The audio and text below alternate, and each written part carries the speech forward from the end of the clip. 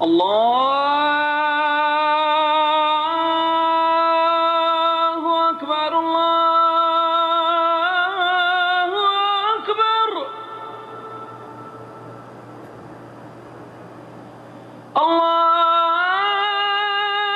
الله أكبر الله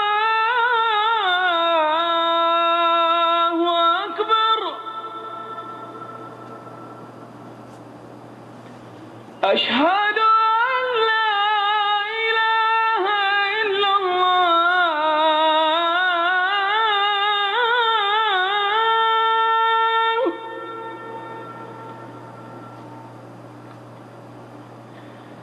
أشهد أن لا إله إلا الله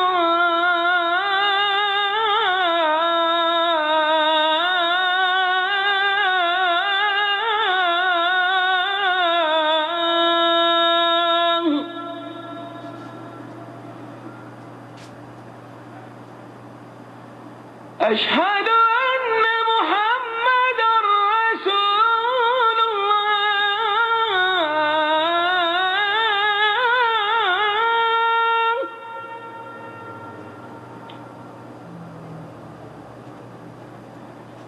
أشهد أن محمدًا رسول الله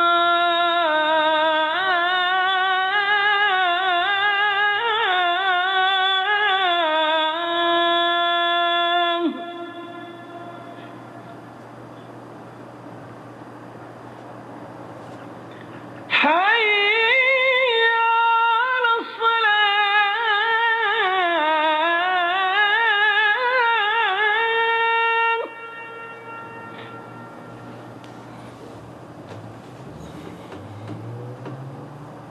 حي على الصلاة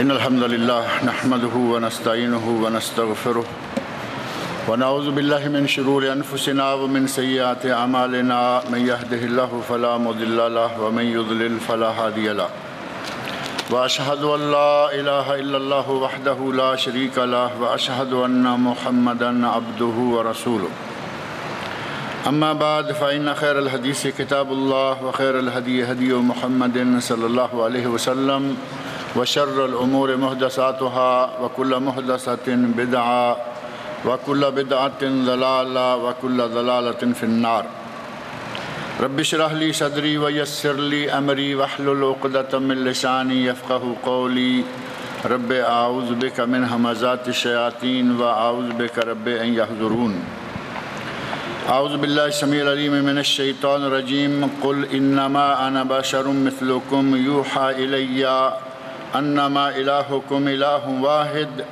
فمن كان يرجو لقاء ربه فليعمل عملا صالحا ولا يشرك بعبادة ربه أحدا۔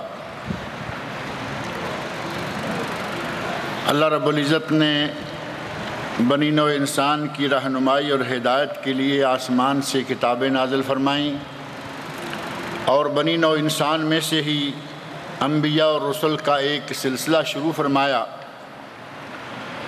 انبیاء اور رسل کے اس سلسلہ میں سب سے آخری نبی حضرت محمد الرسول اللہ صلی اللہ علیہ وسلم ہیں، جو سب سے آخری بھی ہیں، سب سے افضل اور سب سے اعلیٰ بھی ہیں۔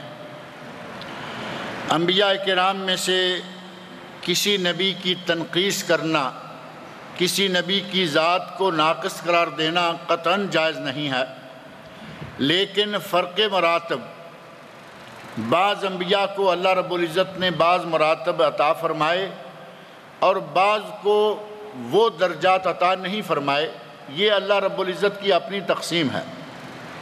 لیکن عیوب یا نقائص نکالنا یا دوسرے لفظوں میں انبیاء کرام کی شخصیات میں کیڑے نکالنا یہ مسلمانوں کے لیے، اہل ایمان کے لیے جائز نہیں ہے۔ فرق مراتب کا پتہ اللہ رب العزت نے ہمیں خود دیا، جیسا کہ تیسرے سپارے کے شروع میں بالکل پہلی آیت اللہ رب العزت نے ارشاد فرمایا تلک الرسل فضلنا بعضهم علی بعض، یہ رسول، ان رسولوں میں ہم نے بعض کو بعض پر فضیلت دی ہے، اور یہ تیسرے سپارے کا نام بھی تلک الرسل ہی ہے۔ اللہ رب العزت نے جب یہ خود فرما دیا کہ ہم نے بعض رسولوں کو بعض پر فضیلت دی ہے، تو یہ کہا جا سکتا ہے کہ بعض رسولوں کو اللہ رب العزت نے بعض درجات عطا فرمائے اور بعض دوسرے کو وہ عطا نہیں فرمائے۔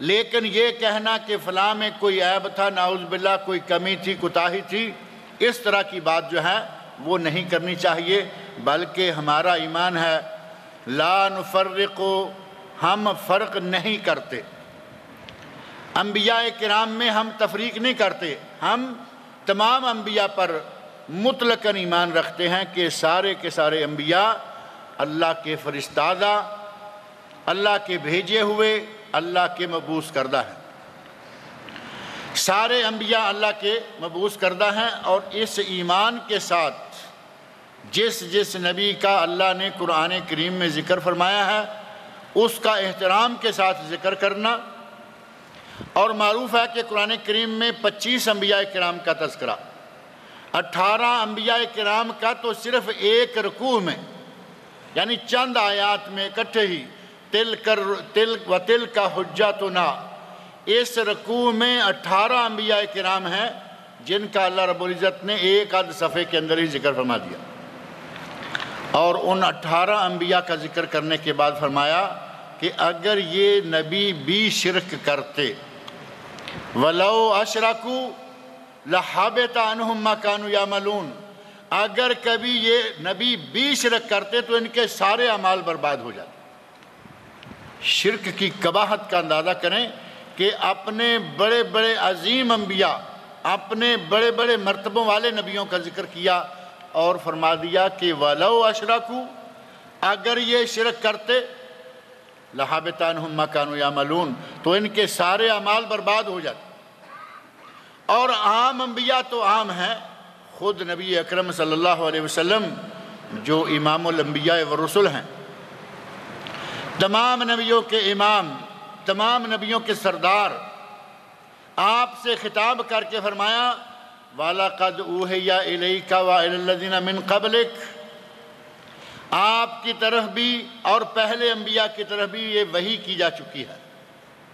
وحی کا تذکرہ کرنے کے بعد اللہ رب العزت نے قرآن کریم میں فرمایا لَإِنْ أَشْرَكْتَ لَيَحْبَطَنَّ عَمَلُكَ وَلَتَكُونَنَّ مِنَ الْخَاسِرِينَ، اے میرے نبی اگر کبھی تو بھی شرک کرے تو تیرے اعمال بھی برباد ہو جائیں گے اور تو بھی نقصان اٹھانے والوں میں سے ہو جائے گا۔ عام انبیاء سے قطع نظر خاص امام الانبیاء والرسل کو بھی اللہ نے یہی حکم فرمایا۔ اللہ رب العزت نے تمام انبیاء کا ذکر کیا اور فرمایا کہ سب کو ہم نے وحی کی، اور 18 انبیاء ایک ہی جگہ اور کچھ انبیاء کے مختلف مقامات پر تذکرے فرمائے، 25 انبیاء کا اللہ رب العزت نے ذکر فرمایا قرآن کریم میں۔ اور عموماً آپ دیکھیں گے وہ کتابیں جو قصص الانبیاء کے موضوع پر لکھی ہوئی ہیں ان میں سب سے پہلے انہی 25 انبیاء کا ذکر آئے گا، کیونکہ یہ قرآن کریم کے ذکر کردہ انبیاء ہیں۔ بعض انبیاء جن کا ذکر قرآن کریم میں صراحتاً نہیں، اشارتاً ہے، پھر ان کے تذکرے اور بعد میں ان انبیاء کے تذکرے جو حدیث شریف میں آئے۔ غرض یہ کہ 25 انبیاء کا ذکر قرآن کریم میں، ہم سب کا یہ ایمان ہونا چاہیے کہ سارے یہ نبی اللہ کے بھیجے ہوئے نبی تھے، ہم ان میں سے کسی میں کوئی فرق نہیں کرتے، وہ سارے ہی نبی تھے۔ رہا یہ کہ کوئی پہلے اور کوئی بعد میں، تو یہ اللہ رب العزت نے پوری بنی نوع انسان کی ہدایت کے لیے مختلف موقعوں پر، مختلف جگہوں پر، ایک ایک وقت میں مختلف علاقوں میں یک وقت کئی نبی ہوا کرتے تھے۔ یہ شرف حضرت محمد رسول اللہ صلی اللہ علیہ وسلم کو اللہ نے عطا فرمایا کہ پوری بنی نوع انسان، پوری دنیا، جتنی دنیا میں لوگ آباد ہیں، ربع مسکون، پورے روئے زمین کا، اس پوری زمین کا 1/4 حصہ جس پر کہ لوگ آباد ہیں، اور 2/3 حصہ بلکہ 3/4 حصہ وہ ہے جس میں صرف پانی ہی پانی ہے، جس پہ لوگ نہیں رہتے۔ پانی ہے یا پہاڑ ہیں، بے آباد ہیں۔ ربع مسکون کا معنی وہ 1/4 حصہ جس میں انسان رہتے ہیں۔ اس 1/4 حصہ میں جتنے بھی انسان رہتے ہیں تمام انسانوں کی طرف نبی بنا کر حضرت محمد رسول اللہ صلی اللہ علیہ وسلم کو بھیجا گیا۔ آپ کی نبوت کے بعد کسی علاقے میں، کسی ملک میں، کسی قوم میں دوسرا کوئی نبی نہ آیا نہ قیامت تک آئے گا۔ یہ شان صرف ہمارے نبی کو اللہ رب العزت نے عطا فرمائی، ورنہ پہلے انبیاء کے وقت میں دوسرے نبی ہوتے تھے۔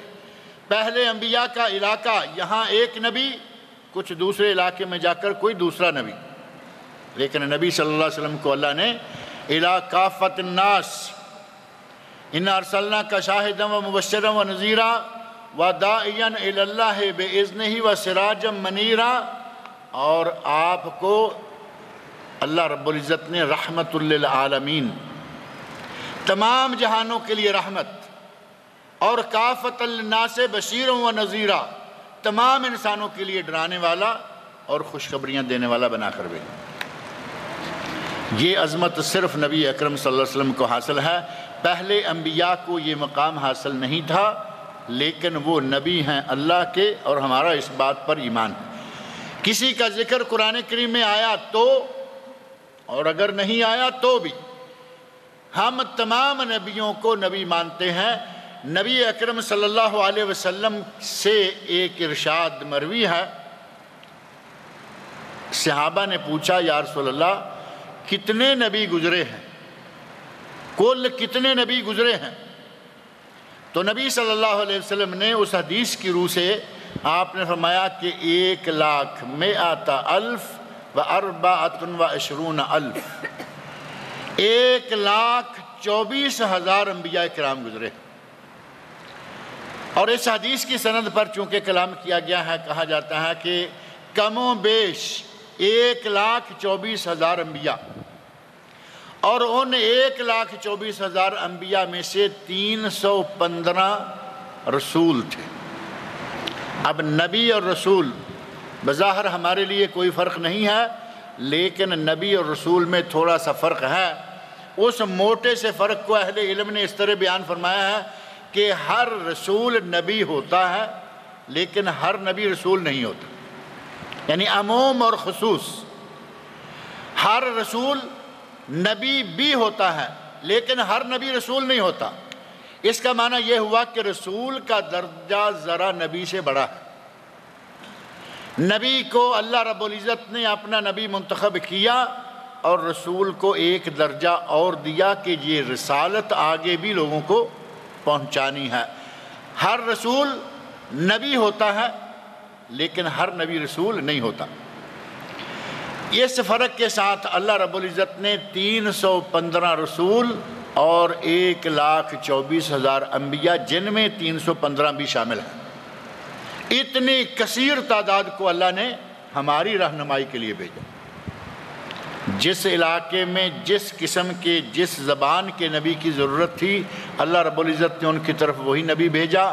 مکہ والوں کی زبان عربی تھی، اللہ رب العزت نے نبی صلی اللہ علیہ وسلم کو رسول عربی ہاشمی بنا کر بھیجا۔ اگر مکہ والوں کو بنگلہ دیش سے کوئی نبی بھیج دیا جاتا، انڈیا سے بھیج دیا جاتا جو کہ عربی نہ جاننے والا ہوتا، تو مکہ والوں کے پاس یہ حجت ہوتی کہ ہم تو زبان نہیں جانتے۔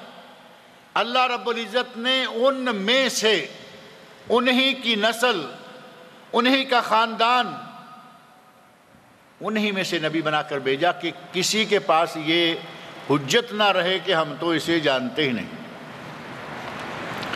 اور لگتا ہے کہ باقی دنیا جو عربی نہ جاننے والی ہے، اللہ رب العزت نے ان کو ایک فضیلت یہ بھی دی کہ یہ بغیر دیکھے، بغیر ملے اور بغیر اس کی زبان کو جانے جب اس پر ایمان لائیں گے تو اللہ تعالیٰ ان کو بھی بڑا عزت و مرتبہ دے گا، کیونکہ یہ جو عرب ہیں ان کی اپنی زبان میں ڈائریکٹ عربی زبان میں قرآن آیا، ان کے لیے سمجھنے میں آسانی۔ عربی زبان میں ان کا نبی تھا، ان کے لیے سمجھنے میں آسانی، ہمارے لیے چونکہ سمجھنا بھی ذرا مشکل ہے، محنت چاہیے عربی زبان کو سمجھنا، پھر قرآن اور حدیث کو سمجھنا، لیکن اگر ہم محنت کریں گے تو انشاءاللہ اس کا اللہ ہمیں اجر اسپیشل عطا کرے گا۔ اللہ رب العزت سے یہ دعا کرنی چاہیے کہ اے اللہ ہمیں توفیق دے۔ دنیا بھر کی زبانیں ہم سیکھتے ہیں، انگلش ہم سیکھتے ہیں، میرا ویزا فرانس کا آ گیا، میں فرینچ سیکھ رہا ہوں، میرا ویزا ترکی کا آ گیا، میں ٹرکش سیکھ رہا ہوں، میرا ویزا انگلینڈ کا آ گیا، میں انگلش سیکھ رہا ہوں، میرا ویزا سعودیہ کا آ گیا، تو ماں اسموں کا سے آگے ہماری عربی نہیں بڑھتی۔ آخر کیا وجہ ہے؟ عربی ملک کا ویزا آ جائے تو ہمیں پرواہ نہیں، قرآن عربی ہے، ہم مسلمان ہیں، لیکن ساری عمر گزر جاتی ہے مسجد میں جمعے سنتے، عربوں کے درس سنتے، وہ کیا کہتے ہیں ہمیں پتہ نہیں چلتا۔ اللہ سے دعا کرنی چاہیے کہ اے اللہ ہمیں عربی سیکھنے کی توفیق عطا فرما۔ عربی سیکھنا عربی لینگویج کے لیے نہ صحیح، عربی سیکھنا کسی اور ضرورت اور مجبوری کے لیے نہ صحیح۔ ہمارے رسول عربی تھے، ہماری کتاب عربی ہے، اللہ کا کلام عربی ہے۔ اللہ کے کلام کو سمجھنے کے لیے اور رسول اللہ صلی اللہ علیہ وسلم کے فرمان کو سمجھنے کے لیے ہمیں عربی سیکھنی چاہیے۔ اللہ تعالیٰ نے سب سے آخر میں محمد رسول اللہ صلی اللہ علیہ وسلم کو مبعوث فرمایا۔ نبی صلی اللہ علیہ وسلم ارشاد فرماتے ہیں، حدیث میں کلمات آتے ہیں کہ میری مثال ایسے ہے، میری اور دوسرے انبیاء کی مثال اس طرح ہے جس طرح کسی نے مکان بنایا، اس مکان کو خوبصورت، بہت بڑا پیلس ہے، بڑا خوبصورت بنایا، خوب جی جان کے ساتھ محنت کی، خوب خرچہ کیا اور انتہائی بہترین مکان بنا دیا، لیکن اس میں ایک اینٹ کی جگہ کہیں خالی چھوڑ دی۔ ہر آدمی جو مکان کو دیکھنے کے لیے آتا ہے وہ کہتا ہے کہ بھائی مکان تو بڑا خوبصورت ہے، اتنا پیسہ، اتنی صفائی، اتنا حسن و زیبائی، اتنا اعلیٰ مکان بنایا، یہ خالی جگہ کیوں چھوڑ دی؟ ہر آدمی کو وہ خالی جگہ نظر آتی ہے۔ نبی اکرم صلی اللہ علیہ وسلم ارشاد فرماتے ہیں کہ اس مکان کے اس خالی مقام پر اللہ نے مجھے بھیج دیا، میرے آنے سے وہ خالی جگہ پر ہو گئی، خالی جگہ ختم ہو گئی۔ میری اور دیگر انبیاء کی مثال اسی طرح ہے کہ جس طرح مکان میں ایک اینٹ کی جگہ خالی ہو، وہ اینٹ اللہ نے مجھے بنا کے وہاں بھیج دی اور فرمایا انا خاتم النبیین، میں تمام نبیوں کے آخر میں آنے والا ہوں، ولا نبی بعدی، اور میرے بعد کوئی نبی نہیں آئے گا۔ نبی صلی اللہ علیہ وسلم کو یہ شرف بھی حاصل ہے کہ نبی صلی اللہ علیہ وسلم آخری نبی ہیں، اور ہمارا یہ ایمان ہے۔ چند لوگوں نے اٹھ کر کہہ دیا کہ نہیں ہمارا غلام احمد بھی نبی ہے، کسی نے کہہ دیا کہ فلاں بھی نبی، فلاں بھی نبی، یہ سب جھوٹے، یہ سارے جھوٹے ہیں، کیونکہ نبی صلی اللہ علیہ وسلم فرما کے گئے ہیں انا خاتم النبیین ولا نبی بعد، میں آخری نبی اور میرے بعد کوئی نبی نہیں ہوگا۔ جب 1450 سال پہلے نبی اکرم صلی اللہ علیہ وسلم یہ فرما کر گئے، اس کے بعد دنیا میں کوئی بھی آدمی کتنا خوبصورت کیوں نہ ہو، کتنا مالدار کیوں نہ ہو، کتنا نیک و پارسا کیوں نہ ہو، جو آدمی نبوت کا دعویٰ کرے گا وہ جھوٹا ہوگا اور وہ اسلام سے خارج، نبی ہونا تو بعد کی بات ہے، وہ اسلام سے بھی خارج مانا جائے گا۔ اللہ رب العزت نے نبی اکرم صلی اللہ علیہ وسلم کو بہت بڑا مقام عطا فرمایا کہ آخری نبی بنایا، سب سے آخر میں بھیجا، سب سے اعلیٰ بنا کے بھیجا۔ پہلے انبیاء میں سے حضرت موسیٰ علیہ السلام 1,24,000 کل نبی، 315 رسول، ان میں سے 5 اولو العزم من الرسل، 5 رسولوں کو اللہ نے پھر خاص مقام عطا کیا، اور وہ 5 کون سے ہیں؟ حضرت نوح علیہ السلام رسولوں میں سے، اولو العزم من الرسل میں سے پہلے رسول، ایک تو 5 میں سے پہلے ہیں، دوسرے 315 میں سے بھی پہلے ہیں۔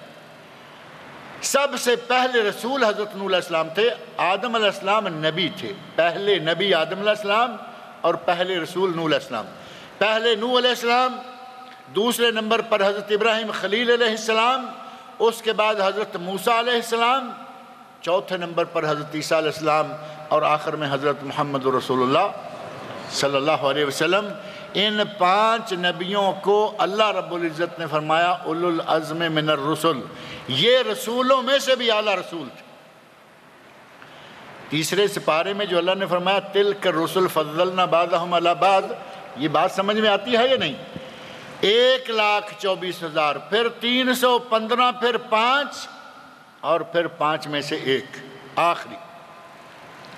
پہلے انبیاء میں سے حضرت موسیٰ علیہ السلام بڑی عظمتوں والے، اللہ رب العزت نے ان کو شرف ہم کلامی سے نوازا۔ موسیٰ علیہ السلام سے اللہ نے باتیں کی، موسیٰ علیہ السلام نے بھی کچھ باتیں کی۔ رب ارنی، اے اللہ مجھے اپنا جلوہ دکھا، تو فرمایا اے موسیٰ تو مجھے نہیں دیکھ سکتا، لن ترانی، تو مجھے نہیں دیکھ سکتا۔ یہ حضرت موسیٰ علیہ السلام ہیں اور اللہ رب العزت۔ ان سے باتیں کہاں ہوئیں؟ طور پر، پہاڑ طور پر بلایا گیا اور وہاں یہ باتیں ہوئیں، اور ہمارے نبی سے بھی کچھ باتیں ہوئیں، لیکن ہمارے نبی کو کہاں بلایا گیا؟ آسمان پر، آسمانوں سے بھی اوپر، جہاں جا کر جبرائیل علیہ السلام بھی معذرت خواہ ہو گئے کہ بس میں اس سے آگے نہیں جا سکتا۔ ہمارے نبی کو اللہ رب العزت نے وہاں تک بلایا۔ فرق تو یہی بن جاتا ہے نا، لا نفرق بین احد منہم، ہم ان میں سے کسی کے نبی ہونے میں کوئی فرق نہیں کرتے، سب پر ایمان لاتے ہیں، لیکن ایک کو پہاڑ پر بلا کر باتیں کی، ایک کو آسمان پر بلا کر باتیں کی۔ یہ جو فرق مراتب ہے وہ ہے لا نفرق بین احد منہم، یہ اپنی جگہ بجا ہے کہ ہم کسی کے نبی ہونے میں شک نہیں کرتے، سارے نبیوں کو نبی مانتے ہیں، جنہیں رسول قرار دیا انہیں رسول مانتے ہیں، جنہیں اولو العزم من الرسل قرار دیا گیا انہیں ہم اولو العزم من الرسل مانتے ہیں۔ لیکن اللہ نے فرق کیا ہے، اللہ نے کسی کو شرف ہم کلامی سے نوازا، کسی کو اللہ رب العزت نے احیاء موتا، مردے کو زندہ کرنے کے معجزے سے نوازا۔ عیسیٰ علیہ السلام کو اللہ نے یہ معجزہ دیا کہ مردے کو کہتے ہیں قم باذن اللہ، یہ نہیں کہ عیسیٰ علیہ السلام زندہ کرتے تھے، اللہ کے فضل سے، اللہ کے حکم سے عیسیٰ علیہ السلام کہتے قم باذن اللہ تو وہ مردہ زندہ ہو جاتا۔ اگر کسی کوڑی، کوئی بیمار ہے جسم میں کوڑ ہے، زخم سارے کا سارا جسم جو ہے وہ پھنسیوں اور پھوڑیوں سے بھرا ہوا ہے، عیسیٰ علیہ السلام اس کے جسم پہ ہاتھ پھیرتے، سارے کا سارا جسم جو ہے وہ صاف ہو جاتا۔ یہ حضرت عیسیٰ علیہ السلام کو اللہ تعالیٰ نے معجزات دیے۔ ہمارے نبی حضرت محمد رسول اللہ صلی اللہ علیہ وسلم کو جتنے معجزے ایک ایک کر کے تمام نبیوں کے نام لیں، عیسیٰ علیہ السلام کو یہ دیا، موسیٰ علیہ السلام کو یہ دیا، ابراہیم خلیل علیہ السلام کو یہ دیا، اور فلاں نبی کو یہ دیا، سارے نبیوں کو جو جو کچھ دیا وہ سارا ہمارے نبی کو دے دیا۔ آنچ خوباں ہماں دارند تو تنہا داری، شاعر نے کہا کہ جتنی خوبیاں سارے نبیوں میں ہیں، اے میرے نبی وہ ساری کی ساری خوبیاں تیرے اندر موجود ہیں۔ حسن یوسف، دم عیسیٰ، ید موسیٰ بیضہ داری، آنچ خوباں ہماں دارد تو تنہا داری۔ موسیٰ علیہ السلام کا ہاتھ جیب سے نکالیں تو چمکدار، دم عیسیٰ، عیسیٰ علیہ السلام دم کریں بیماریاں دور ہو جائیں۔ حسن یوسف علیہ السلام کو اللہ نے بڑا حسن دیا، لیکن حسن میں سب سے اعلیٰ، دم میں سب سے اعلیٰ، ید بیضہ داری میں سب سے اعلیٰ، تمام انبیاء کے اوصاف جمع ہو کر حضرت محمد رسول اللہ صلی اللہ علیہ وسلم میں آگے تھے۔ اللہ رب العزت نے مختلف اوقات میں مختلف انبیاء کو بھیجا، لیکن ان انبیاء میں سے سب سے اعلیٰ نبی ہمارے نبی حضرت محمد رسول اللہ صلی اللہ علیہ وسلم ہیں۔ آپ فرماتے ہیں کہ مجھے اللہ رب العزت نے اس شرف سے نوازا کہ میری امت میں سے 70,000 لوگ بلا حساب و کتاب جنت میں جائیں گے۔ اللہ تعالیٰ ہمیں بھی ان میں سے بنا لے۔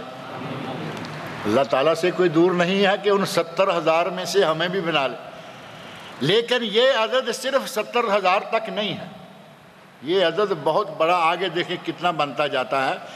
نبی صلی اللہ علیہ وسلم نے فرمایا کہ مجھے اللہ نے 70,000 آدمی، میری امت میں سے 70,000 آدمی جنت میں داخل ہوں گے، اور وجوہہم کالقمر لیلۃ البدر، ان کے چہرے اس طرح روشن، منور اور خوبصورت ہوں گے جس طرح 14ویں کا چاند ہوتا ہے۔ کالقمر لیلۃ البدر، 14ویں رات کے چاند کی طرح خوبصورت چہروں والے ہوں گے 70,000 آدمی۔ اور میں اللہ رب العزت سے دعا کروں گا، اے اللہ میں نے دعا کی، اور یہ نہیں کہ اس وقت تو نبی اکرم صلی اللہ علیہ وسلم فرمایا میں نے دعا کی کہ اے اللہ مجھے اور عطا فرما، میری امت میں سے کچھ اور لوگوں کو جنت میں بلا حساب و کتاب داخل فرما دے۔ اللہ رب العزت نے فرمایا اے میرے نبی جاؤ، آپ کے 70,000 لوگوں میں سے ہر فرد کے ساتھ مزید 70,000 جائیں گے۔ یہ 2 70,000 نہیں ہوئے، آپ ذرا گنتی کیجئے، کیلکولیشن کیجئے، 70,000 بلا حساب و کتاب جنت میں، اور ہر آدمی کے ساتھ پھر 70,000۔ اب یہ 70,000 ضرب 70,000 ہو گئے، بات گئی نا ملینز ٹریلینز تک۔ اللہ رب العزت ان میں سے ہمیں بھی بنائے۔ فرمایا کہ مجھے اللہ رب العزت نے اس شرف سے نوازا کہ اتنے لوگ بلا حساب و کتاب جنت میں جائیں گے، اور ایک روایت میں فرمایا وَثَلَاثَ حَسِيَّاتٍ مِّنْ حَسِيَّاتِ رَبِّي، 2 ہاتھوں کی لپیں، 2 ہاتھوں کی لپیں اور بھی جنت میں جائیں گی، اور یہ لپیں نبی صلی اللہ علیہ وسلم کی نہیں ہوں گی، اور یہ نہ لپیں کسی بڑے سے بڑے انسان کی ہوں گی جو بہت بڑے جسے والا ہو، بلکہ 3 حسیات من حسیات ربی، فرمایا کہ میرے رب کی 3 لپیں اور جنت میں جائیں گے۔ اللہ رب العزت کی لپ کتنی ہوگی، اس میں کتنے لوگ جنت میں جائیں گے، یا اللہ ہمیں ان میں سے شامل فرما لے۔ نبی اکرم صلی اللہ علیہ وسلم کو اللہ نے اتنے مقامات، اتنے مرتبے عطا فرمائے کہ پہلے انبیاء میں سے اتنے مرتبے کسی کو نہیں دیے گئے۔ فرمایا اوتیت خمسن لم یوتہن نبی قبلی، اللہ نے مجھے 5 چیزیں، اوتیت خمسن، اللہ نے مجھے 5 چیزیں دی ہیں، اور ان 5 چیزوں میں سے کوئی چیز کسی نبی کو پہلے نہیں دی۔ اور وہ 5 چیزیں کیا ہیں؟ جو اِلَتْ لِيَ الْأَرْضُ مَسْجِدًا، میرے لیے ساری زمین کو مسجد بنا دیا گیا ہے۔ پہلے نبیوں کی امتوں کے لیے ضروری ہوتا تھا کہ اذان کا، نماز کا وقت ہو، فوری طور پر مسجد میں جاؤ، عبادت گاہ میں جاؤ، جس نام کی بھی کسی کی عبادت گاہ تھی، اسے گرجا کہیں، اسے معبد کہیں، اسے کنیسہ کہیں، اسے کوئی بھی نام دیں، ہر کوئی اپنی مسجد میں جایا کرتا تھا۔ نبی صلی اللہ علیہ وسلم فرماتے ہیں کہ اللہ نے میرے لیے پوری زمین کو مسجد بنا دیا ہے۔ جو اِلَتْ لِيَ الْأَرْضُ مَسْجِدًا، میرے لیے ساری زمین کو مسجد بنا دیا گیا، اور ساتھ ہی طہوراً، میرے لیے پاکی، طہارت حاصل کرنے کا ذریعہ بھی زمین کو بنا دیا گیا۔ آپ کے پاس پانی نہیں ہے، بسم اللہ پڑھ کے زمین پر ہاتھ ماریں، قریب کر کے آہستہ سی پھونک مارے کہ مٹی زیادہ لگ گئی ہو تو اتر جائے، اس کے بعد ان ہاتھوں کو اپنے چہرے پہ ملیں، اور بعد میں ان ہاتھوں کو آپس میں مل لیں، آپ کا تیمم ہو گیا، طہارت حاصل ہو گئی۔ فرمایا کہ اللہ نے اس زمین کو میرے لیے مسجد، اور اس زمین کو میرے لیے وضو اور غسل کے قائم مقام بنا دیا۔ فَأَيُّمَا رَجُلٍ مِّنْ أُمَّتِي أَدْرَكَتْهُ الصَّلَاةُ فَلْيُصَلِّ، میری امت میں سے جس آدمی کو جہاں بھی نماز کا وقت آ جائے وہ وہی نماز پڑھ لے، اس کی وہی مسجد ہے، اور وہیں اس کے لیے پانی کا انتظام موجود ہے، پانی نہیں تو مٹی صحیح۔ وَأُحِلَّتْ لِيَ الْغَنَائِمُ، اللہ نے میرے لیے غنیمتیں حلال کر دیں۔ پہلے انبیاء کے زمانے میں ایسا نہیں تھا، غنیمت جمع ہوتی، آسمان سے آگ آتی، اس کو جلا کے چلی جاتی۔ پہلے زمانے میں غنیمت کا استعمال کرنا نبی اور نبی کی امت کے لیے نہیں تھا۔ آگ آتی جلا کر چلی جاتی، وہ کسی کے کام نہیں آتا تھا۔ نبی صلی اللہ علیہ وسلم نے فرمایا احلت لی الغنائم، اللہ نے میرے لیے غنیمتوں کو حلال کر دیا ہے، میں مال غنیمت کو اکٹھا کرتا ہوں، اپنے صحابہ میں اپنے ساتھیوں میں تقسیم کر دیتا ہوں، وہ اس سے استفادہ کرتے ہیں۔ وَلَمْ تَحِلَّ لِأَحَدٍ مِّن قَبْلِي، مجھ سے پہلے کسی نبی کے لیے غنیمت حلال نہیں ہوئی۔ وَأُعْطِيَتْ الشِّفَاءَ، اللہ نے مجھے شفاعت کا حق عطا فرمایا ہے کہ میں اپنی امت کے گناہ گاروں کے لیے سفارش کروں گا، شفاعت کروں گا، ان کو بخشوانے میں ان کی سفارش کے لیے آگے بڑھوں گا۔ وَكَانَ نَبِيُّ يُبْعَثُ إِلَىٰ قَوْمِهِ خَاصًّا، پہلے ایک نبی اپنی ایک قوم کی طرف صرف بھیجا جاتا تھا۔ وَبُعِثْتُ إِلَى النَّاسِ كَافَّةً، اور مجھے اللہ نے تمام لوگوں کی طرف اکٹھے ہی بھیج دیا۔ وَأُوتِيتُ جَوَامِعَ الْكَلِمِ، اللہ نے مجھے جوامع الکلم عطا فرمائے ہے، میں چند کلموں میں بڑی بڑی بات کہنے کا سلیقہ رکھتا ہوں۔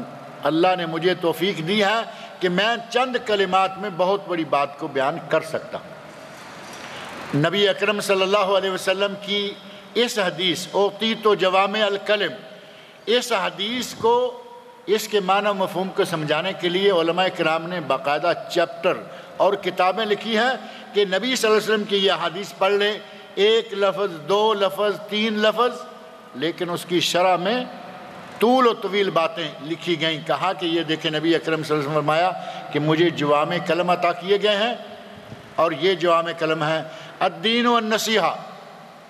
صرف دو لفظوں میں حدیث کا لفظ، دو لفظ صرف لے لیں حدیث کے، الدین النصیحہ، دین خیر خواہی کا نام ہے۔ علماء کرام نے اس پر پورے رسالے لکھے، کتابیں لکھی۔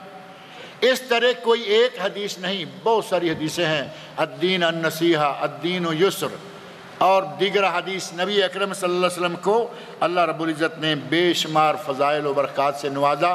پہلے نبی بھی سارے نبی گزرے، لیکن ہمارے نبی کا مقام سب سے اعلیٰ۔ نبی صلی اللہ علیہ وسلم نے اپنی ذات کے بارے میں ایک حدیث میں ارشاد فرمایا ہے بعثت من خیر قرون، میں تمام صدیوں میں سے بہترین صدی میں بنایا گیا ہوں، پیدا کیا گیا ہوں، مبعوث کیا گیا ہوں۔ بعثت من خیر قرون بنی آدم قرنن فقرنن، ایک ایک صدی کر کے بنی آدم کی گزرتی گئی، میں سب سے بہترین صدی میں بنایا گیا ہوں۔ حتی کنت من القرن الذی کنت فیہ، بالآخر میں اس قرن میں، اس صدی میں مبعوث کیا گیا جس میں کہ مجھے مبعوث کیا گیا۔ اسی حدیث میں آگے نبی صلی اللہ علیہ وسلم ارشاد فرماتے ہیں کہ مجھے اللہ رب العزت نے کسی نسل میں 25 پشتوں تک، تو نبی اکرم صلی اللہ علیہ وسلم کا شجرہ نسب جو ہے وہ بالاتفاق ثابت ہے، 25 پشتوں تک کوئی اختلاف نہیں۔ اور محمد بن عبداللہ بن عبد المطلب چلتے چلتے عدنان تک نبی صلی اللہ علیہ وسلم کا شجرہ نسب بالاتفاق ثابت ہے، کوئی اختلاف نہیں۔ اس کے آگے 90 اور 100 پشتیں آدم علیہ السلام تک جاتی ہیں۔ نبی صلی اللہ علیہ وسلم ارشاد فرماتے ہیں کہ مجھے اللہ نے ہر پشت میں صرف حلال سے پیدا کیا ہے، میں کسی نسل میں، کسی پشت میں حرام سے پیدا نہیں ہوا۔ آپ اس بات کو سمجھ رہے ہیں یا نہیں؟ یعنی میری ولادت جو آج عبداللہ کے گھر میں ہوئی ہے، جس طرح جائز شرعی نکاح کے ذریعے عبداللہ اور آمنہ کے یہاں میں پیدا ہوا ہوں، اس طرح میرے بابا، میرے دادا، میرے پردادا، آدم علیہ السلام تک میری جتنی نسلیں بنتی ہیں، ہر نسل میں صرف حلال سے پیدا ہوا۔ کہیں ایسا نہیں ہوا کہ میری نسل میں اللہ نے کہیں سے حرام شامل کیا ہو۔ نبی اکرم صلی اللہ علیہ وسلم کو اللہ رب العزت نے اس طرح کے بے شمار فضائل اور مقامات عطا فرمائے۔ آج کے بادشاہوں، وزیروں کو تو کچھ بھی نہیں ملا ہوتا، دنیا کی تھوڑی سی ایک منصب اور تھوڑی سی ذمہ داری ملی ہوتی ہے۔ نبی صلی اللہ علیہ وسلم کو اللہ نے بادشاہی بھی دی اور نبوت بھی دی، آخری نبی بھی بنایا، سب سے اعلیٰ نبی بھی بنایا۔ اس کے باوجود گھر میں کپڑا پھٹا ہوا ہے اپنا، اسے ٹانکا لگا رہا ہے۔ کیا یہ توقع کی جا سکتی ہے کہ کوئی وزیر آج کل کا منسٹر، اب منسٹر کو چھوڑ دیں، کسی شہر کا میئر، میرا خیال ہے کہ میئر کو بھی چھوڑ دیں، کسی محلے کا چیئرمین یا ناظم بھی اپنے گھر میں پھٹے ہوئے کپڑے کو ٹانکا لگاتا نظر نہیں آئے گا۔ آدھے محلے کے درزی اس کے کنٹرول میں کام کر رہے ہیں، وہ بیچارے منتیں کرتے ہیں اپنا کپڑا ہمیں دیجیے۔ پھٹا ہوا سلانے کی عادت ہی نہیں رہی، لیکن اگر سلانا ہے تو کہیں سے سلا ہوا آئے گا۔ نبی صلی اللہ علیہ وسلم اتنا مقام و مرتبہ، آپ کی اہلیہ کہتی ہیں کہ گھر کے اندر اپنے کپڑے کو ٹانکا لگا لیتے، اپنے جوتے کو ٹانکا لگا لیتے، اور حضرت عائشہ رضی اللہ عنہ فرماتی ہیں کہ نبی صلی اللہ علیہ وسلم گھر میں اسی طرح گھر کا ہر کام کرتے تھے جس طرح عام لوگ اپنے گھروں میں کرتے۔ یہ نہیں کہ میں نبی ہوں، میں یہ ہوں، میں وہ ہوں، نہ، اپنے گھر میں اسی طرح ہر کام کرتے جس طرح کے کوئی کرتے۔ کوئی عورت نبی اکرم صلی اللہ علیہ وسلم کو ہاتھ سے پکڑتی، اپنی حاجت کے لیے ایک طرف لے جاتی۔ کوئی خاتون کہتی کہ میری گائے کا دودھ دو دیجئے، نبی صلی اللہ علیہ وسلم گائے کا دودھ دو دے دیتے، بکری کا دودھ نکال کے دے دیتے۔ بالکل ایک سادہ انسان مجلس میں بیٹھے ہوئے، نبی صلی اللہ علیہ وسلم مجلس میں موجود ہیں، باہر سے آنے والا پہچان نہ سکتا کہ اس مجلس میں نبی کون۔ اس سے بڑھ کر کیا ہے؟ آج کہیں ایسا سوچنا بھی ناممکن نظر آتا ہے۔ جہاں پیر صاحب بیٹھے ہوئے ہوں، پیر صاحب چارپائی پر ہیں، لوگ سارے نیچے بیٹھے ہوئے ہیں۔ پیر صاحب چارپائی پہ، لوگ سارے نیچے۔ اگر کوئی کرسی یا چارپائی بچھانا چاہے تو کہیں گے کہ یہ گستاخ ہے، جو حضرت کے برابر بیٹھ گیا ہے۔ اب بتائیے کہ اگر کہیں حضرت کو اللہ تعالیٰ ہدایت دے دے اور وہ اٹھ کر زمین پر بیٹھ جائیں تو یہ مرید کہاں جائیں گے؟ اب ان کو تو قبر میں چلے جانا چاہیے نا، نیچے ذرا۔ عجیب قسم کے معیار بن گئے آج۔ نبی اکرم صلی اللہ علیہ وسلم اپنے مریدوں کے وسط میں، اگر اس لفظ کو وہاں لے ہی جائیں، ویسے تو وہاں پیری مریدی کا نام کا تصور نہیں تھا، وہ اپنے نبی صلی اللہ علیہ وسلم پر جان قربان کرنے کے لیے تیار رہتے، لیکن اس طرح گل مل کر رہتے کہ جیسے آپس میں سب لوگ رہتے۔ کوئی امتیاز، کوئی اسپیشل مسند، کوئی ایسی جگہ نہیں تھی۔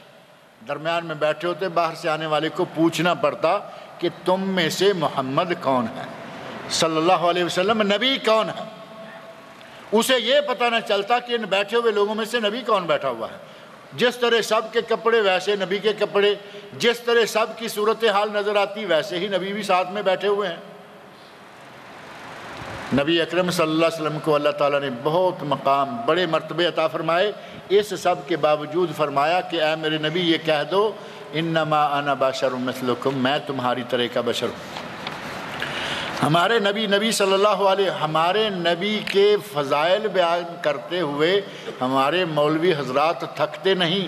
جب اس آیت کی باری آتی ہے تو پھر ادھر ادھر نکلنا شروع کر دیتے، فضائل بیان کریں گے، نبی کو اللہ سے بھی بڑا کر دیں گے۔ یہ تو فضائل نہیں ہے، لیکن وہ باز نہیں آتے۔ اللہ کا پکڑا چھڑائے محمد کا پکڑا چھڑا کوئی نہیں سکتا۔ اللہ سے بھی بڑا نبی کو کر دیں گے، لیکن جب اس آیت کی باری آئے گی قل انما انا بشر مثلکم، کوئی مولوی ادھر جا رہا ہے، کوئی ادھر جا رہا ہے، نہیں جی وہ تو اللہ نے فرمایا ہے کہ تم، وہ تو اللہ نے فرمایا ہے، ہم کیوں کہیں گے؟ اللہ نے خود نہیں، اللہ نے اپنے نبی کی زبان سے فرمایا، کہا اے میرے نبی تم کہو انما انا بشر مثلکم۔ اور اگر اس طرح ادھر ادھر نکلنے لگیں تو پھر ہم کہیں گے کہ یہ تو نبی نے اللہ کے کہنے پہ فرمایا۔ کوئی بات ایسی بھی ہے جو نبی نے اپنی مرضی سے کہی ہو اللہ کے کہے بغیر؟ اگر کوئی یہ مانے کہ نبی اپنی من مانی کیا کرتا تھا، وہ آدمی مسلمان نہیں رہے گا، کیونکہ سورۃ نجم میں اللہ نے فرمایا وَالنَّجْمِ إِذَا هَوَىٰ، اللہ نے قسم کھا کر فرمایا وَمَا يَنْطِقُ عَنِ الْهَوَىٰ إِنْ هُوَ إِلَّا وَحْيٌ يُوحَىٰ، میرا نبی تو اپنی خواہش سے بولتا ہی نہیں۔ إِنْ هُوَ إِلَّا وَحْيٌ يُوحَىٰ، جب تک کہ میرے نبی کو وحی نہ کی جائے وہ کوئی بات کہتا ہی نہیں۔ نبی نے جو کہا اللہ کے فرمان سے کہا، اللہ کے اشارے سے کہا، اللہ کی وحی سے کہا، اسی وحی کے ذریعے کہا کہ میں بشر ہوں، اور ہمارا مولوی نہیں مانتا۔ نبی اکرم صلی اللہ علیہ وسلم تمام درجات، فضائل، اعلیٰ مقامات کے باوجود انسان تھے، بشر تھے، لیکن کیسے بشر تھے؟ شاعر کی زبان میں شاعر کہتا ہے محمد بشر ولیس کالبشری کل یاقوتۃ حجر ولیس کالحجری۔ محمد بشر تو ہیں لیکن عام انسانوں کی طرح بشر نہیں ہیں۔ جس طرح کے یاقوت بھی پتھر ہی ہوتا ہے لیکن وہ عام پتھروں کی طرح نہیں ہوتا۔ اب کیا کہیں گے کہ یاقوت پانی ہے؟ نہیں، یاقوت کیا ہے؟ پتھر ہے، چاہے کتنا بھی قیمتی ہے آخر کار وہ پتھر ہے۔ یہ آج کل کہتے ہیں نا یہ احجار کریمہ، قیمتی پتھر، یا احجار کریمہ کا معنی تو ہوتا ہے معزز پتھر۔ یہ عقیق ہے، یہ فیروزہ ہے، یہ فلاں ہے، یہ قسمت بدلتا ہے۔ اللہ کا تو کھاتا ہی ہم نے بند کر دیا، قسمتیں بدلنا بھی پتھروں کے کھاتے میں لے گئے۔ ابھی شاید 15-16 یا 2-3 ہفتے کے اندر کی بات ہے، یقین مانے یہاں ایک مسجد میں، اس مسجد میں نہیں، ایک اور مسجد میں نے ایک صاحب کو امام مسجد کے پاس، یہ امام مسجد ہیں، یہ یہاں اس کے پیچھے میں ہوں، اور یہاں دوسرے یا تیسرے آدمی وہ تھے۔ اللہ نہ بھلائے اس آدمی کی پانچوں انگلیوں میں انگوٹھیاں تھیں، یا کم از کم چاروں میں تو یقیناً ہوں گی اگر انگوٹھے خالی بھی ہیں تو۔ اتنی انگوٹھیاں پہننے کی ہمارے بھائیوں کو ضرورت کیوں پڑتی ہے؟ یہ اپنے لیے حسن و جمال نہیں، یہ تو بری لگتی ہیں۔ اب 4 انگوٹھیاں یہاں ہوں، 4 یہاں ہوں، اور مجھے لگتا ہے کہ بعض میں 2 تھیں، یعنی ایک ذرا ادھر کو بڑی ہوئی، ایک ادھر کو بڑی ہوئی۔ یہ 8-10 انگوٹھیاں ایک آدمی پہنے ہوئے ہو، یہ حسن کے لیے نہیں، یہ عقیدے کا گندہ ہے۔ یہ سمجھتا ہے کہ یہ پتھر میرے مقدر کو بدلیں گے، یہ نہیں، جو بھی ایسے ہیں۔ یہ ایک نہیں، جس انسان کی نیت میں یہ بات ہو کہ یہ پتھر میری قسمت بدلے گا، اس کا تو اللہ کی ذات سے ایمان ہی اٹھ جاتا ہے۔ یاقوت بھی پتھر ہی ہوتا ہے، لیکن وہ پتھر کہاں پڑا ہوتا ہے؟ اور ایک پتھر سڑک پہ لگا ہوا ہے جس کے اوپر سے ہم گزرتے ہیں، دیوار میں چنا ہوا۔ شاعر کہتا ہے کہ نبی صلی اللہ علیہ وسلم بھی بشر ہیں، لیکن ہر بشر کی طرح نہیں۔ وہ مقام جو نبی کو ملا وہ کسی کو نہیں ملا، اور یاقوت کو جو مقام ملتا ہے وہ عام پتھر کو نہیں ملتا۔ اللہ رب العزت مجھے آپ سب کو نبی صلی اللہ علیہ وسلم کا صحیح امتی بننے کی توفیق عطا فرمائے۔ اللہ رب العزت مجھے اور آپ کو نبی صلی اللہ علیہ وسلم کے ارشادات کو ماننے، آپ کی مکمل اطاعت کرنے کی توفیق سے نوازے۔ اللہ تعالیٰ مجھے اور آپ سب لوگوں کو نیک عمل سے نوازے۔ میں نے ایک مکان بنایا، اس کو کرائے پر لگا دیا، اس کا کرایہ میرے بھائی استعمال کرتے ہیں کیونکہ ان کے اپنے وسائل اور تنخواہ نہیں ہے، اس لیے وہ یہ پیسہ گھر میں والدہ کی بیماری اور بھائیوں کے لیے خرچ کرتے ہیں۔ کیا اس پر، یعنی جو کرایہ مجھے ملتا ہے اور بچتا بھی نہیں، اس پر بھی مجھے زکوٰۃ دینی پڑے گی؟ پہلی بات یہ ہے کہ آپ کو کرایہ ملتا ہی نہیں، جو آپ کہہ رہے ہیں کہ ملتا بھی ہے اور بچتا بھی نہیں، تو اس کا معنی یہ ہوا کہ کرایہ ملتا ہے اور ساتھ ہی وہ خرچ ہو جاتا ہے آپ کی والدہ کی بیماری پر، آپ کے بھائیوں کی غربت میں، تو اس پیسے پر آپ کے لیے زکوٰۃ نہیں ہے۔ لیکن اس کا یہ معنی نہیں ہے کہ وہ ایک طرف کر دیں اور باقی جتنا سالانہ کرایہ آتا ہے اس کو حساب میں ڈالیں، باقی پیسوں کو حساب میں ڈالیں، اور جتنا ماہانہ یا سالانہ خرچ ہو جاتا ہے اس میں وہ کرایہ اگر سارا خرچ ہوتا سارا نکال دیجئے، کوئی حرج نہیں۔ اور جو باقی آپ کی آمدنی ہے دکان سے، سروس سے، اپنی کمپنی سے، کاروبار سے، اور گھر میں جو جیولری ہے وہ بھی، ان سب چیزوں کو اکٹھا کریں، جو کسی سے قرضہ لینا ہے وہ بھی اکٹھا کریں، اور اس سارے پر 2.5% زکوٰۃ نکالیں۔ اس طرح سے زکوٰۃ سب کو ادا کرنا ہوگی۔ کیا ایجاب و قبول کے وقت لڑکا اور لڑکی کا حاضر ہونا ضروری ہے؟ اگر لڑکے اور لڑکی کی طرف سے دونوں کے والدین موجود ہوں اور مولانا صاحب دونوں کے والدین سے ایجاب و قبول کے الفاظ دہرائے تو کیا اس طرح نکاح ہو جائے گا؟ بعد میں لڑکی کے والدین کہیں کہ ہم لڑکی کو کہیں اور دینا چاہتے ہیں۔ ہم اس رشتہ کو ختم کرنا چاہتے ہیں، یہ صرف منگنی ہوئی ہے، نکاح نہیں ہوا، کیا اس طرح پہلے ایجاب و قبول کے بعد اس کا نکاح دوسری جگہ ہو سکتا ہے جبکہ پہلے والے لڑکے نے طلاق نہ دی ہو؟ جب ایجاب و قبول ہو گیا، لڑکی کے باپ نے کہہ دیا کہ میں نے اپنی بیٹی تمہارے نکاح میں دی اور لڑکے نے کہہ دیا کہ میں نے قبول کی، یا لڑکے کی طرف سے وکیل نے کہہ دیا کہ میں نے یہ لڑکی اپنے فلاں کے لیے قبول کی، نکاح ہو گیا، اب جب تک اس لڑکے سے طلاق نہ لی جائے گی تب تک آئندہ دوسری جگہ نکاح نہیں ہو سکتا، یا یہ مر جائے یا یہ طلاق دے دے، عورت بیوہ ہو جائے یا مطلقہ ہو جائے، اس کے علاوہ کسی دوسری صورت میں اس کا دوسری جگہ نکاح نہیں ہو سکتا۔ آج بیٹی دی اور کل کہہ دیا کہ میں کہیں اور کر رہا ہوں، تمہیں نہیں دوں گا، یہ کوئی بکری تو نہیں ہے نا، سودا کیا اور پھر گئے کہ کوئی بات نہیں، تھوڑا بہت گناہ ہوگا۔ ساری عمر کے لیے اپنی بیٹی کو حرام کی زندگی گزارنے میں ڈال دینے والی بات ہے، کیونکہ نکاح پر نکاح نہیں ہوتا، دوسری جگہ جائے گی تو ساری عمر اس کی حرام میں گزرے گی، زنا کاری میں مبتلا رہے گی، اللہ تعالیٰ محفوظ رکھے۔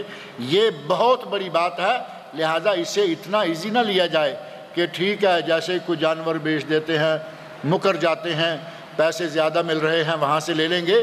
یہ معاملہ صرف پیسے کا نہیں، یہ ایمان کا، شریعت کا معاملہ ہے۔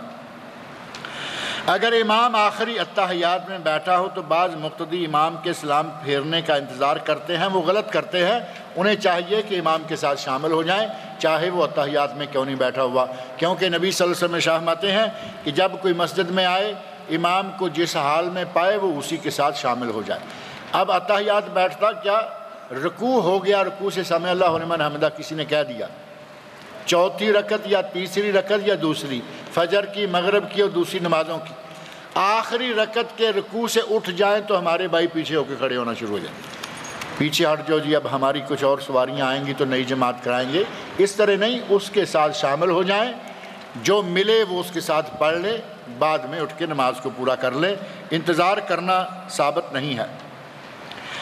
اگر لڑکی بالغ ہے اور اس کا ولی شادی پر راضی نہیں اور لڑکی کسی کے ساتھ جا کر کورٹ میرج کر لے تو کیا یہ صحیح ہے؟ یہ غلط ہے۔ لڑکی بالغ ہے اور لڑکی بوڑھی ہے، لڑکی شادی کے بعد 20-30 سال اپنے شوہر کے پاس رہی، شوہر مر گیا، بیوہ ہو گئی، شوہر نے طلاق دے دی، مطلقہ ہو گئی، لڑکی کنواری ہے لیکن 40 سال کی ہو گئی، جب تک ولی اجازت نہ دے تب تک نکاح نہیں ہوتا، کیونکہ نبی صلی اللہ علیہ وسلم کا ارشاد ہے لا نکاح الا بولی، ولی کی اجازت کے بغیر نکاح نہیں ہے۔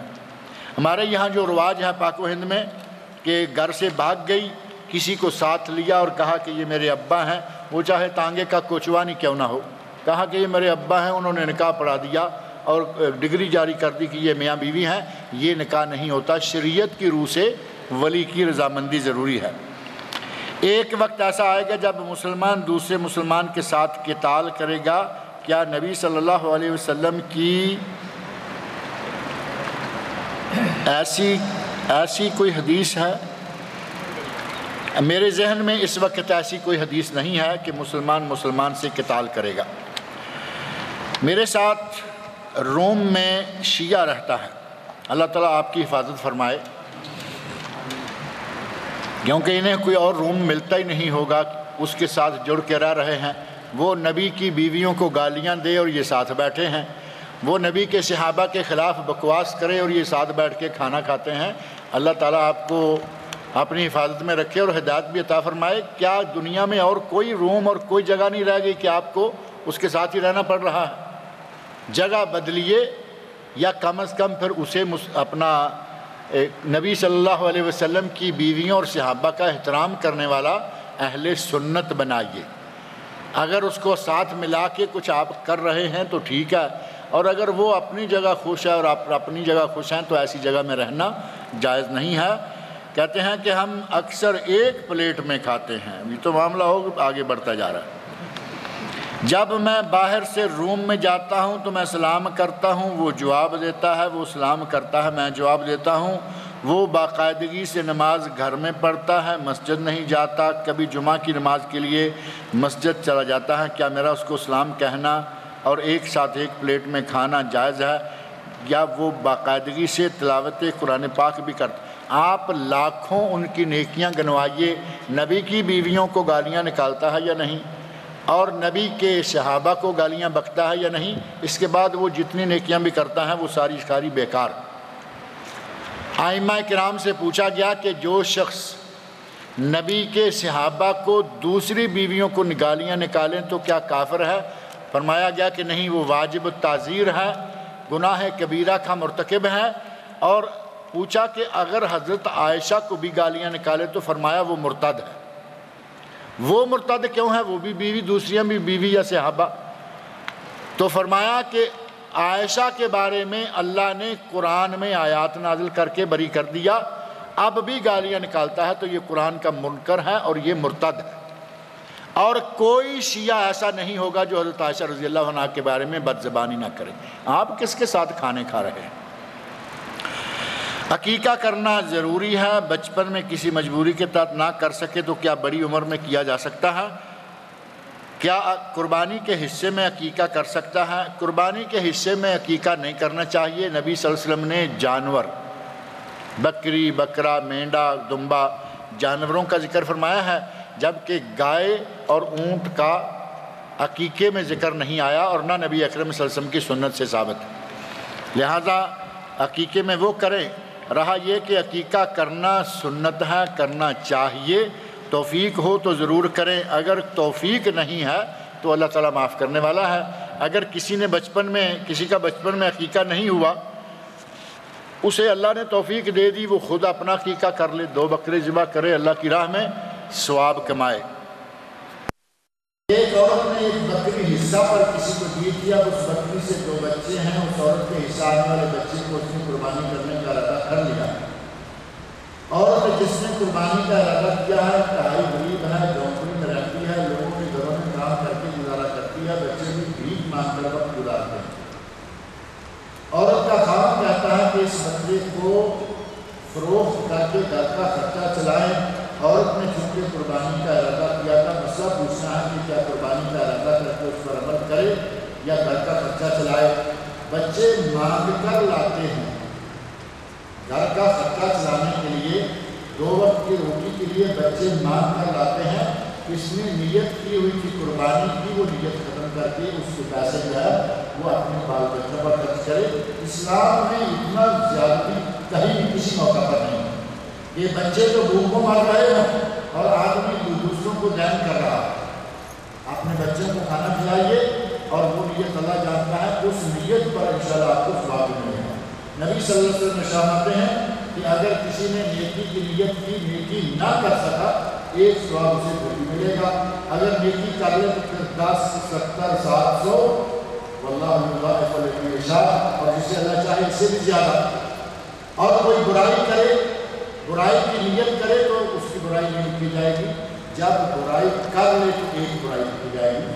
نیکی کر لے تو بڑھتی چلی جاتی ہے، برائی کرے تو 1 بھی کی جائے گی۔ نیکی کی نیت کرے تو نیکی لکھی گئی، برائی کی نیت کرے تو نہیں لکھی جائے گی۔ یہ نیت نیک کی تھی، انشاءاللہ ثواب ہوگا، لیکن اب یہ نہ ہو کہ بچے بھوکے مرتے رہیں، مانگ کے کھاتے رہیں، یہ قربانی کر رہے ہیں۔ اس جانور کو قربانی کے موقع پر اچھے پیسوں میں بیچیے اور اس کی قیمت میں پائیے، اور اگر پہلے ضرورت ہے تو پہلے بیچ کر ہیں۔ ایک بھائی جو سلفی ہیں وہ اپنی بیوی کو بہت تنگ کرتے ہیں۔ آگے ایک لفظ پتہ نہیں کیا لکھا ہے کہ وہ چھٹی پر انڈیا جاتے ہیں تو بھی ازدواجی تعلقات قائم نہیں کرتے، وہاں فون بھی نہیں کرتے، اور ان کا فون آئے تو کاٹ دیتے ہیں، اولاد کی بھی کوئی خبر گیری نہیں کرتے۔ اس شخص کے لیے اسلام میں کیا حکم ہے؟ آپ نے لفظ استعمال کیا ہے کہ ایک بھائی جو سلفی ہیں، یہ سلفی نہیں ہو سکتے، یہ تو کوئی خلفی ہے۔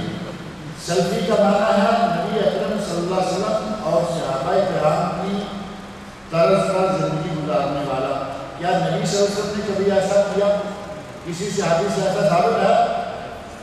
فون آئے تو کاٹ دے، تمہیں توفیق نہیں ہے تو کم از کم آیا ہوا سنو، اور اگر اتنی ہی بری ہے تمہاری بیوی تو اسے چھوڑو، اسے اللہ تعالیٰ کوئی اور شوہر دے گا۔ اور بیوی بری ہے تو کیا بچے بھی برے ہیں؟ اور اگر وہ بھی حلال کے لیے آپ سمجھتے تو ان کو بھی چھوڑو۔ لیکن اپنے کھاتے میں ڈال کر اتنا لمبا ان کو ستانا کہ نہ وہاں جا کر بھی ان کے ساتھ کوئی تعلقات نہیں، چھٹی گئے تب تعلقات نہیں، جہاں رہتے ہوئے تو تعلقات کیا ہوں گے؟ اللہ نے اسلام میں ہمیں اس طرح کو اپنے دین کو اٹھا کے رکھنے کی اجازت نہیں دی، یا اسے رکھیں یا اسے چھوڑ دیں، اور یا پھر اپنے ساتھ سے یہ نام ختم کروا لیں جو اتنا اچھا آپ کو نام دیا گیا، سیلفی ہو کر کتاب و سنت کے تابع ہو کر اپنی بیوی بچوں کے لیے اتنے غیر ذمہ دار، اس طرح کا آدمی سیلفی نہیں ہو سکتا، یہ کچھ اور ہی ہو سکتا ہے۔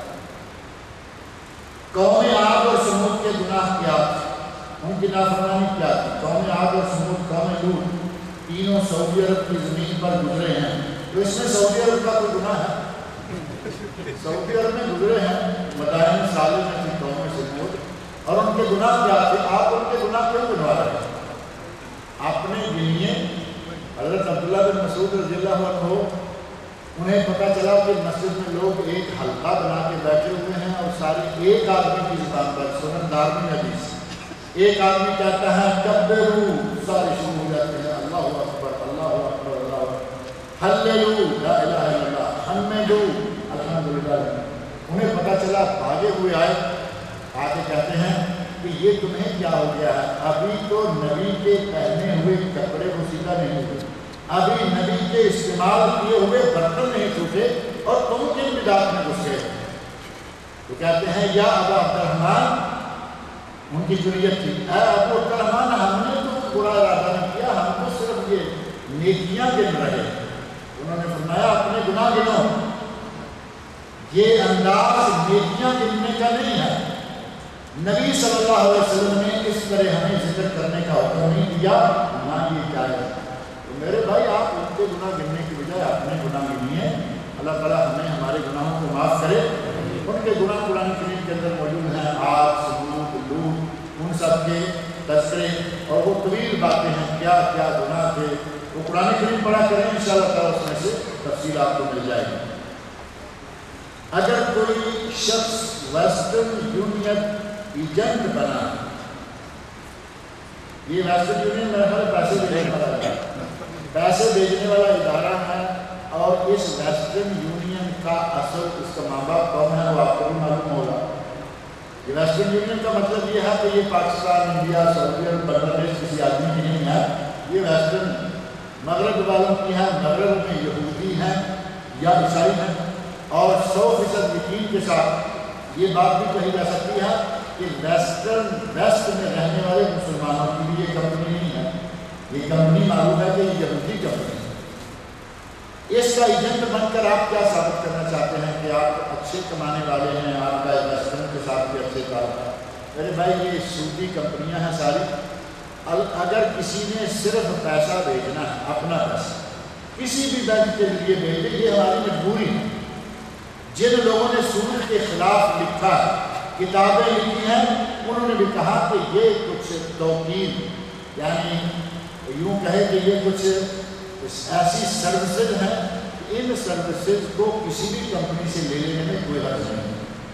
وہ سودی ہے، غیر سودی ہے، آپ نے یہاں سے 5,000 ریال ڈالا، ہمیں اپنے ملک میں جا کے 60-70 ہزار روپیہ مل گیا، بات ختم ہو گئی۔ اس میں اکاؤنٹ رکھنا، اس کا ایجنٹ بننا، اس میں باقاعدہ کام کرنا، سروس کرنا، یہ سارے کے سارے کام جو ہیں یہ ناجائز ہیں، کیونکہ سودی ادارے کے ساتھ تعلقات رکھنا جائز نہیں ہے۔ آخری پرچی ہے یہ کہ دینی اجتماع کے آخر میں دعا کرنے کی شرعی حیثیت کیا ہے؟ اگر تو کوئی مختصر انداز میں دعا کر لیتا ہے، دعا کی اور چل دیے تو کوئی حرج نہیں ہے، لیکن ہر اجتماع کے بعد باقاعدگی سے طویل دعا کرنے کا سلسلہ جو ہے وہ میری نظر میں محل نظر ہے۔ اگر کوئی صرف ایسے ہی کرتا ہے کہ بھائی اللہ تعالیٰ ہم سب کو نیک عمل کی توفیق عطا فرمائے، کوئی بات نہیں۔ کوئی موضوع چل رہا تھا، اس موضوع کے بارے میں کہہ دیا کہ اللہ تعالیٰ ہمیں سب کو اس پر عمل کرنے کی یا اس سے بچنے کی توفیق عطا فرمائے، چل ہم باقاعدگی کے ساتھ جیسے 5 وقت کی نمازوں کے بعد ہاتھ اٹھا کر پورے مقتدیوں کو ساتھ لے کر دعا مانگنے کا رواج ہے، وہی رواج اس طرح کے اجتماع میں بھی ڈال دیا جائے تو یہ صحیح نہیں ہوگا۔ اللہ تعالیٰ مجھے اور آپ سب